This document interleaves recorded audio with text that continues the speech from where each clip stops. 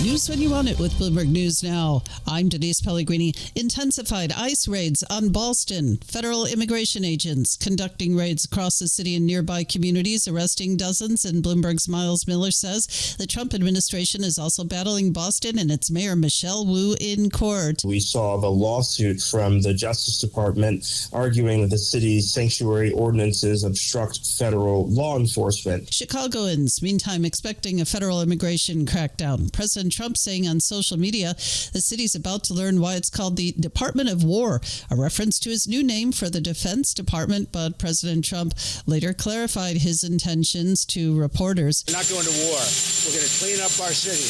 We're going to clean them up so they don't kill 5 people every weekend.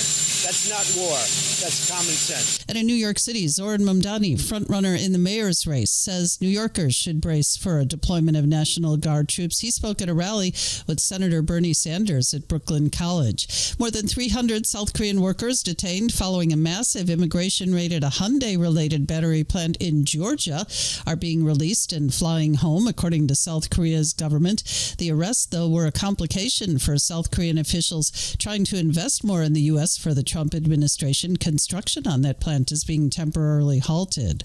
White House economic advisor Kevin Hassett calls news of the new Russian attack on Ukraine disappointing. He says that the Trump administration is talking about new sanctions on Russia, and that'll be the conversation today and tomorrow. He says the timing and level of sanctions is up to President Trump. President Trump told reporters today the U.S. is ready.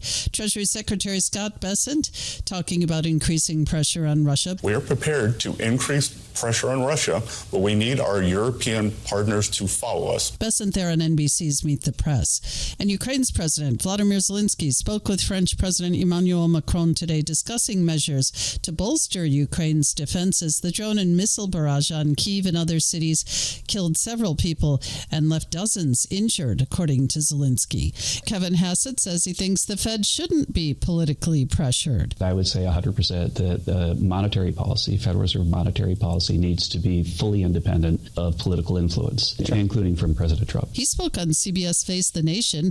President Trump, meantime, telling reporters that Hassett, Federal Reserve Governor Chris Waller, and former Fed Governor Kevin Warsh are finalists to replace Fed Chair Jay Powell. The timetable for selecting a successor to Powell remains unclear.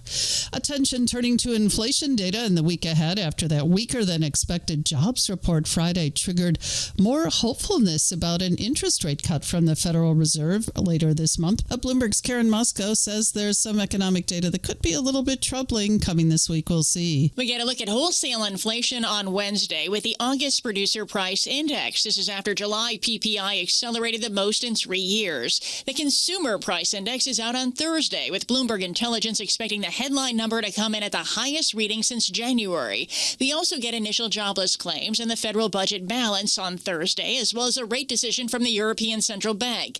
Friday, it's consumer sentiment from the University of Michigan. Karen Moscow, Bloomberg Radio. In Tokyo, Japan's Prime Minister Shigeru Ishiba stepping down after weeks of calls for his departure from LDP leadership following another election setback. Bloomberg's Paul Jackson in Tokyo.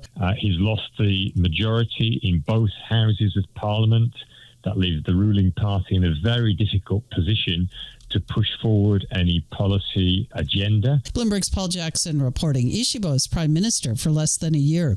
OPEC Plus surprising many with another planned oil production increase. This one, 137,000 barrels a day, starting in October, as a group led by Saudi Arabia and Russia pursues market share over higher prices. And Bloomberg reporter Grant Smith says this might not be as desperate a move as it appears to some. You could say that it shows the group has given up on what has really been a decade-long strategy, ever since it was created, in fact, in late 2016, to attempt to support the market, to balance the market, and to defend prices by restraining supply. The converse way of looking at it would be to say that this is a show of strength, that OPEC feels it has far better insight into demand than the rest of the industry. It's dealing directly with customers.